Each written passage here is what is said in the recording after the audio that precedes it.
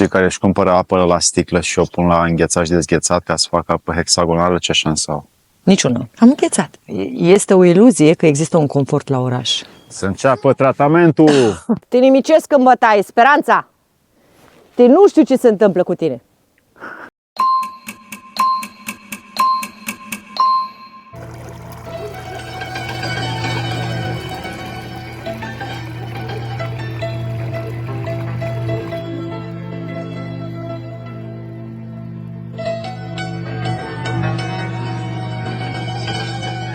Mergem cu regele și cu regina de bâte. Da, excelent. Asta Și era. cu câte capre sunt? 13. Erau 9 ultima oară. Erau, dar în momentul în care 9 se privește în oglindă, întotdeauna se renaște. La fiecare tură de născătoare. La fiecare sarcină biologică se mai naște un urmaș. Ce conține laptele de capră? Laptele de capră conține apă structurată biologic, biodisponibilă, în proporție de 80%. Conține apă ca hidrogen 3, oxigen 2, pe care noi o denumim grăsime, în proporție de aproximativ 18%, și restul de 2% sunt minerale organice, înlănțuite. Am văzut că mănâncă foarte mult din crengi și foarte puțin din iarbă. La momentul acesta, da, pentru că nu este mâncare. Dar crengile și mugurii pe care îi mănâncă în acest moment le vor aporta toate substanțele de care au nevoie, din coaja lor, din muguri și din coajă. Deci avem Venulia cu Vania și avem Claris cu Clariseta. Clariseta. Da, cea micuță albă. Așa, dragi prieteni, bine ați venit în Apusenii de Poveste, un tărâm care Gabriela Branește împreună cu Bâta și cu numeroasa familie compusă și din faună și din floră și din cei dragi, se lășuiește pe aceste meleaguri în folosul viitorului acestei țări, pentru că oferă, aici este râu care vine din munte, Da. de departe. De departe. În partea aia este Roșia Montana, Roșia Montana, în partea aia, Fericeaua, în partea aia Drumul Aurului. Aurului. Da. Și către est, Sarmisegetuza Regia. acolo e nordul. Da, Încolo e vestul, încolo e estul și încoace e sudul. da. Și bătrânii tăi în trecut țineau cont de toate mișcările astea cardinale. Tu astăzi aici, în mijlocul graiului montan, mai ții cont de ele? Totul se întâmplă în această mișcare cardinală, pentru că, în esență, cardinalitatea este ceea ce conduce cerebralul ființei umane. Mișcarea între aceste 4 puncte, ca Mintia, Fericeaua, care aduce fierul și fericirea, Țara Zarandului cu Drumul Aurului, Bratul sau Bradul și Sarmis, Egetul Za, sunt cele 4 puncte cardinale care se unesc în Ardeu, ca Arta. În Ardeu. În Ardeu, cetatea dacică a Ardeului, care se află aproape de noi, și 4 puncte cardinale de o asemenea importanță scindează în 5. Cetatea Ardeului are, da, care este în esență Arta. Arta lui om, pe care noi astăzi o cunoaștem sub denumirea de Mo-Arta. Moartea, de fapt, această arta a lui Mo este materia. Apropo de bâtă, trebuie să explicăm că această bâtă este un bat, de la bar-bat. Deci eu, ca femeie, pentru a fi completă și a supraviețui, am nevoie de această parte energetică cu care se pare că ne aflăm în opoziție, da? Și acesta este pentru mine bar-batul, batul, bâta. Îți asigură siguranța și nădejdea, că nu caz. Nu e o chestiune de sprijin, e o chestiune de a fi completă, autosustenabilă. Acum, pentru Gabriela, de foarte multe ori, din ce am văzut în filmele ei, dar n-am văzut-o încă în propria verificare, umblă pe aceste tărâmuri pe aici în picioarele goale. Ceea ce acum, fiind în mijlocul iernii și avem pantofi și cizme, nu facem în nămolădea corespunzătoare legilor coerente ale naturii, în care să luăm din pământ ce? În primul rând, eliberăm în pământ energia statică acumulată. Și pământul ce ne dă în schimb? Capacitatea de a rămâne permanent conectat. Dar se ia un strat de bacterii de acolo, din vietatea aceea, din nămolul acela, și intră prin pământ, punem șosete după ca să ne nămolim și să rămână bacteria și să se ducă în carne. Vorbim despre reconstrucția microziomului. Păi nu asta căutăm? Denumit de Pasteur microbiom. În esență, microzima lui Béchamp a devenit microbul lui Pasteur și din acest punct, în 1950, s-a pornit unul dintre cele mai teribile procese de eugenie, distrugerea microbiomului ființei umane, despre care, de altfel, Hipocrate explică în Corpus Hippocraticum. Microbiomul este primul creier și ceea ce gândim prin intermediul microzimelor care construiesc microbiomul. De aceea microbiomul se reface prin această tehnică de împământare, care a fost denumită eronat, pentru că nu este o chestiune de împământare, ci de surprindere și preluare a microorganismelor, care din păcate au fost centrate sau adunate într-un singur concept, parazit. Însă vorbim despre microorganisme care nu sunt în esență parazitare, ci sunt prietenii noștri. Sunt cei care fac treaba pentru noi. Te sun gros. Sigur, ei sunt prezenți acolo pentru a transforma hrana în har. Nu corpul uman este cel responsabil de această lucrare, ci microbiomul. În esență, în corpul uman există mai multe microorganisme decât celule. De aceea, prin împământare, așa numita tehnică de împământare, se creează o frecvență anume cu corpul. Vorbim și despre frecvențe, pentru că degetele de la picioare sunt clapele de pian și, într-adevăr, vorbim despre 5 note muzicale ce se creează, care se resimt ca undă în chakre, în centrii noștri stereotipali. Cât privește reconstrucția microbiomului, este imperios necesar ca ființa umană să se conecteze la acest câmp de conștiință care este microzima, bacteria. Prin înămolire în picioarele goale? Prin înămolire, în special în spațiul în care există animale care își deversează toți nutrienții și în spațiul în care trăiesc animale sălbatice. Este un principiu al naturii pe care omul l-a copiat studiind natura și contemplând viața naturii. Animalele sălbatice își creează o cărare pe care merg pentru a face schimb de microbiom. Una cu alta. Da, și pentru a aduce în corp microbii de care are nevoie. Fiecare. Există cărări pe care umblă animalele sălbatice, ele își croiesc cărări, aceleași cărări pe care merg pentru a realiza un schimb microbial de reconstrucție. Este o taină.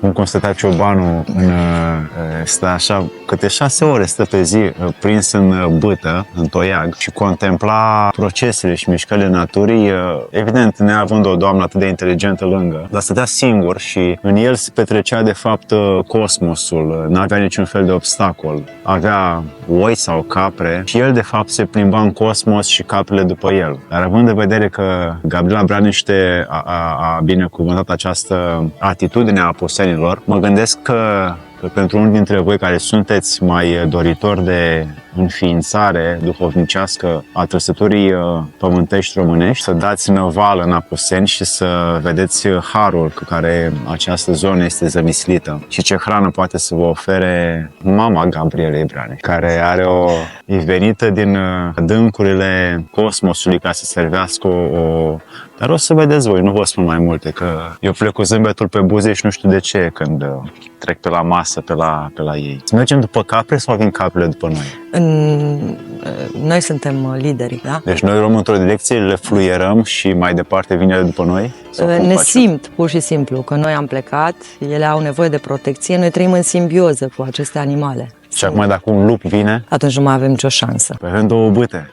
Doar ca să ne luptăm între noi, dar altfel nu. Însă și lupii vor simți dacă este sau nu momentul pentru un atac. Cred că, în esență, în cerebralul uman, timpul, care este o constantă în esență, se creează din aceste chimii sau alchimii organice. E ca și cum din alchimia corpului nostru se creează în cerebral constanta timp. Este doar o teorie. Și timpul devine mai simțibil la bătrânețe și mai nesimțibil la tinerețe, la prospețimea unui adolescent. Cred că este o chestiune de percepție. Corect. Și ce modifică, de fapt, percepția asupra, se nu vede că nu avansează și la bătrânețe, când a trecut deja prin el, percepția este mai puternică și atunci își dă seama că nu mai are mult. Și discuții filozofice păstrăm lângă capre, e ceva. Și caprele au dispărut, atenție. Sunt sus, acolo. Este o chestiune de chimie, în funcție de vârstă. Chimia organică, pur și simplu. În funcție de vârstă, reacția chimică este mai amplă sau mai puțin amplă. Și dacă tu ești sănătos, dar atenție, pentru că omul îmbătrânește tot datorită acestei chimii care se află, din care se naște timpul. Dar în bătrânire reprezintă o concepție care presupune o bâtă, un bat, care este barbat, această bâtă, de ca și cum întreaga experiență concret senzorială pe care eu am acumulat-o ca memorie în timpul pe care eu l-am creat din chimia corpului meu, se transferă în această bâtă. Cum? Îmbătrânit. Păi, prin dumirirea omului. Omul se dumirește, se lămurește, se înțelege pe el însuși, se înțelepțește și atunci se transformă în această bâtă, care este prea târziu. Simbolul conexiunii dintre cer și pământ. Că așa se strigă după capre, se strigă fetele și se strigă speranța, Vania. Venulia. Fetele! Deci ele au rămas undeva acolo sus și aici suntem pe o placă imensă de cupru și de fier și o amestecătură de minerale care de fapt face ca acest loc să crească orice pe el și să se destupe funcțiile omului care calcă. Aici în trecut, în zona asta țării s-au petrecut multe, inclusiv aurul dacilor. Deci când a fost Traian, când a venit de la Roma, a venit cu mii de căruțe. Hai, fetele! S-a dus la Sarmisegetuza și au luat de acolo aurul dacic. Sunt niște mărturii. Hai, Speranța! Hai, fetele! Soarele romane au plecat cu 250.000 de tone de aur de pe aceste pământuri și au construit mare parte din Roma și din construcțiile de acolo sunt făcute cu aur românesc. Și astăzi aurul nu se mai găsește, de asta Roșia Montana, care acum a fost cumpărată de o firmă din Canada, e un preț modic, 150 de milioane Hai, de fetele, dolari fetele! sau de euro. Țara asta a avut atâta aur încât putea să țină mai multe planete, nu doar una. Deci în Apuseni sunt multe dovezi ale acestui lucru. La ce făceau oamenii înainte hambarele astea? Țineau... Animalele, asta e șură de animale. Și aici mai ține cineva ceva? Aici e al meu. Nu mai ține. Din asta îmi fac eu casă, ți-am spus. Din tot ăsta? Da. Și din aia de acolo ce faci? Fac o casă pentru cineva sau un depozit de plante, un laborator de plante de asta. Laborator de plante, ce-mi place ideea asta. Și lângă apă, că jos acolo este apa. Casa are și curent electric, are și beci, are un beci superb. Asta are beci aici? Și jos e râul. Da. Și toată asta, că ăsta e hambar cu lemn de la 1900? Cred că are 100 de ani. Și acoperișul poți să-l... Evident, poate fi dat jos, înlocuit, refăcut. Și construcția aceasta care pare ozeistică, da. Ozenistică. E obiect zburător foarte identificat acesta. Extrem. Și n-are duș, nu? Nici sobă. Are sobă? Nu. Este o casă de vacanță de vară. Spălătura se face acolo jos la râu. Dacă locuiești aici, da. Da. Dar poți să faci ceva de genul ca să spălăm oamenii? Evident. Spălătură de oameni. Adică internă și externă. Sigur că da. Este nevoie de un dispozitiv, de o întreagă strategie de organizare pentru captarea apei de ploaie. Pentru că apa de ploaie este esențială atât intern cât și extern. Corect. Spălătură pe afară cu apă de ploaie, spălătură intern cu apă de ploaie, sigur. Că se bea. Sigur că da. Extraordinar. Păi cred că pe suprafața Pământului nu există conceptul ăsta până acum. Făcut așa. Din păcate, în următorii 5-10 ani, într-adevăr, conceptul acesta nu va mai fi original ca aparținător al unei tradiții strămoșești. Va aparține unei corporații. Foarte curând. Ce-ai de făcut ca să nu aparțină? Eu întreprind tot ce pot. Mă spăl în apă de ploaie și consum apă de ploaie înghețată și topită. Și ofer acest concept oamenilor, de altfel asta fac de 3 ani. Mulți oameni se întreabă de ce este acel deuterium, că nu le este clar, că de ce îl scoți din apă va prima înghețare. Când vorbim despre apă de ploaie, nu vorbim de deuterium. Deuterium este o substanță care se găsește doar în apa din pământ. Deci doar apa din pământ este eliberată în prima fază de deuterium. Cei care își cumpără apă la sticlă și o pun la înghețat și dezghețat ca să facă apă hexagonală, ce șansă au? Niciuna. Că doar păcălesc puțin. Apa trebuie să aibă o anumită cinetică, trebuie să aibă o anumită temperatură. Apa de râu se păstrează și râul în mișcarea sa, prin cinetica sa, prin mișcarea sa, păstrează apa la 4 grade. Pentru că constant. Păstrând această temperatură, apa este ventilată, moleculele se reorganizează și din acest punct intrăm în cercetarea geniului Victor Schauberger, un țăran, un peizan care a descoperit geometria și secretul vieții studiind râurile și modul în care ele își creează cursul.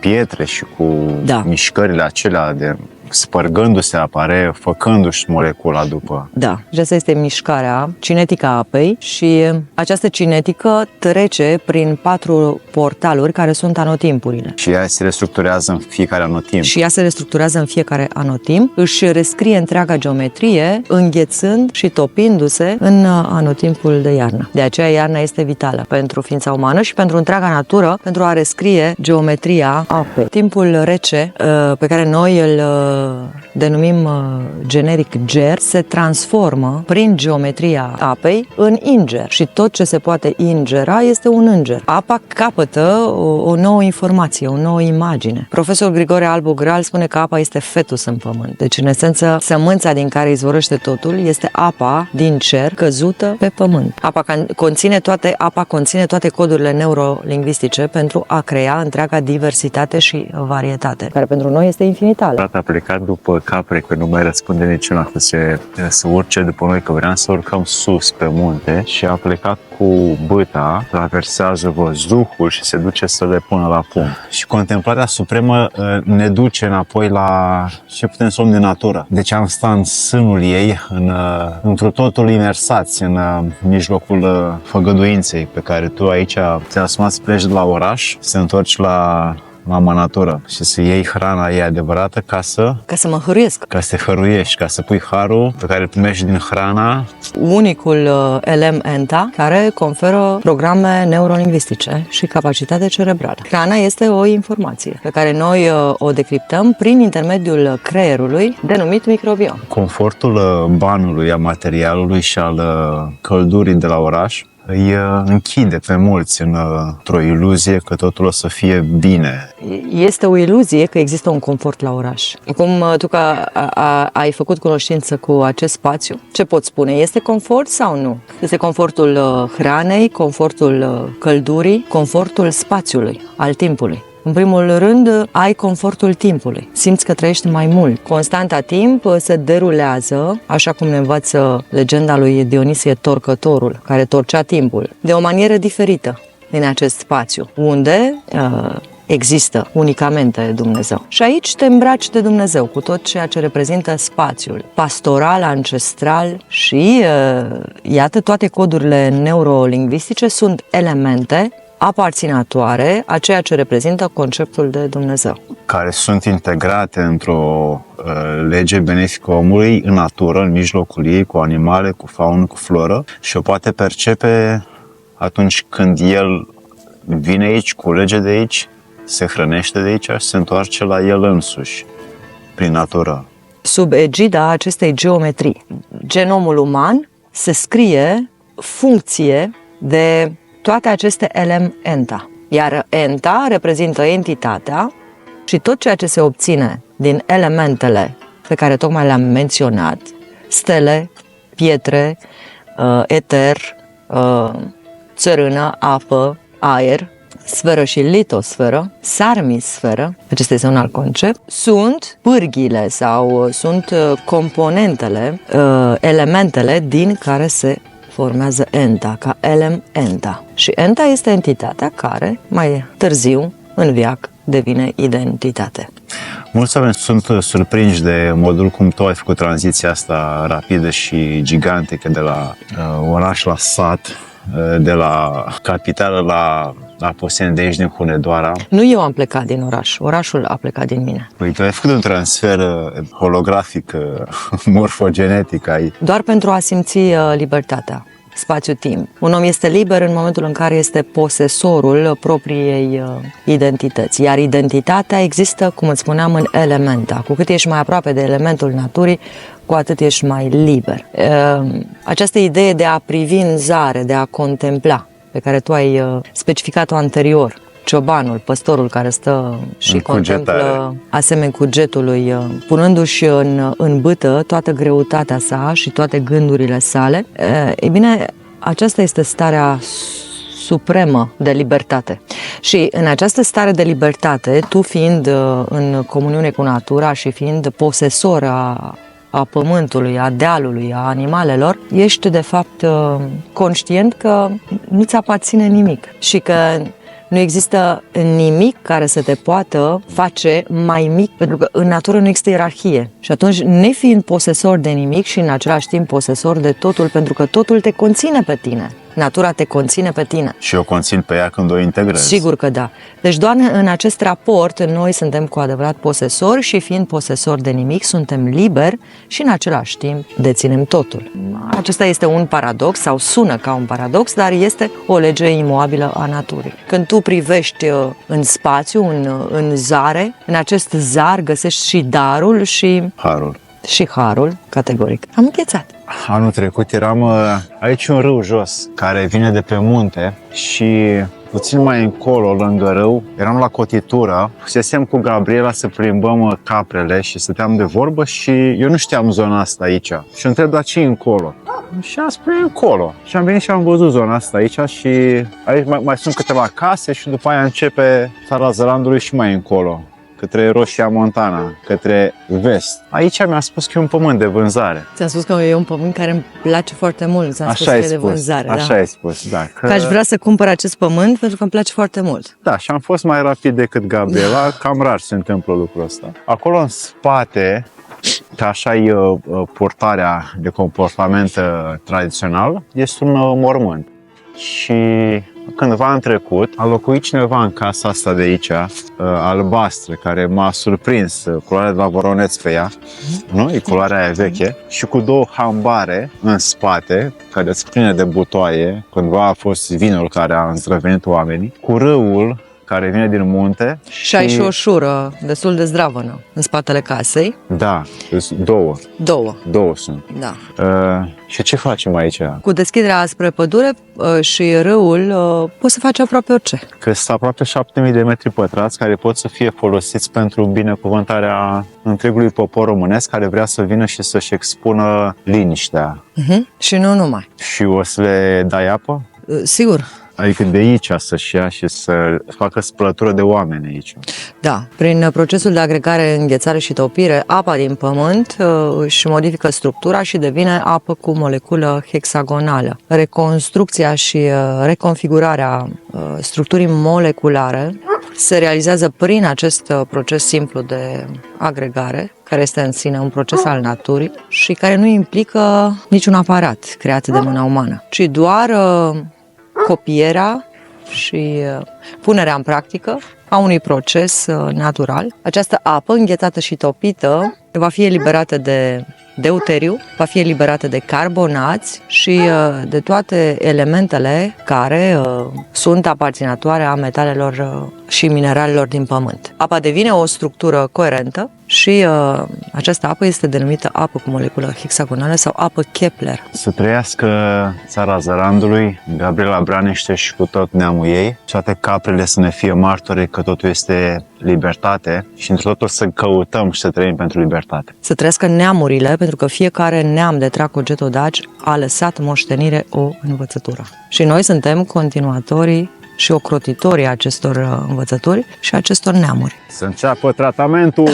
Acolo sunt rășini, sunt nutrienți, sunt tanini, sunt mucilagii, sunt elemente vii care prin copac, prin sevă, există și ele de fapt acum iau din seva asta o integrează în stomacul lor și după aia dau laptele de capră, care de fapt e compus cu aceste elemente, pentru că ele mănâncă în special crengi și scoarțe de copac, care sunt rășini existențiale vieții umane.